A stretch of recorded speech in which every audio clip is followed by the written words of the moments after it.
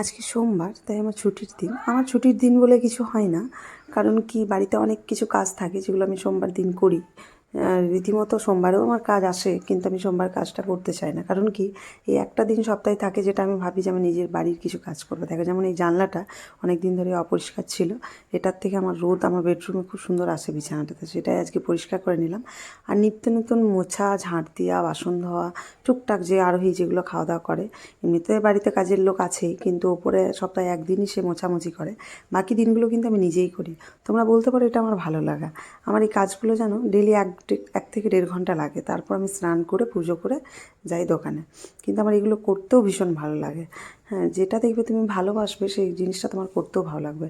যেমন এটা আমাদের সংসার জীবনে পড়ে, তো যেহেতু জীবনের কাজ আমি অনেক কিছুই করি নিজের লাইফে, তো এই সংসার জীবনটাকেও আমার মনে হয় খুব বাগিয়ে গুছিয়ে নিই, যেহেতু হিরো আমার অনেকটাই সাথ দেয়। তো এইভাবে আমি প্রত্যেকটা দিনই কাজ করি। আর এই দেখো, এই কাচাকুচিটা আমি ডেলি করি না, যেহেতু কাজের মেয়ে থাকে। আজকে ও নেই, এখন মাঠে যাচ্ছে। মা এদিকে পেঁয়াজি ভাজছিল, আমি নিচে গেছিলাম একবার জল ভরতে। তারপর স্নান টান করে পুজো টুজো সেরে আজকে আমি একটু যাব বাইরে। বাইরে বলতে, কাল আমার ক্লাস ডেমনস্ট্রেশন আছে, সেই জন্য আমার কিছু জিনিস আসবে, সেটাই বাস স্টপেজ থেকে নিয়ে আসতে যাব।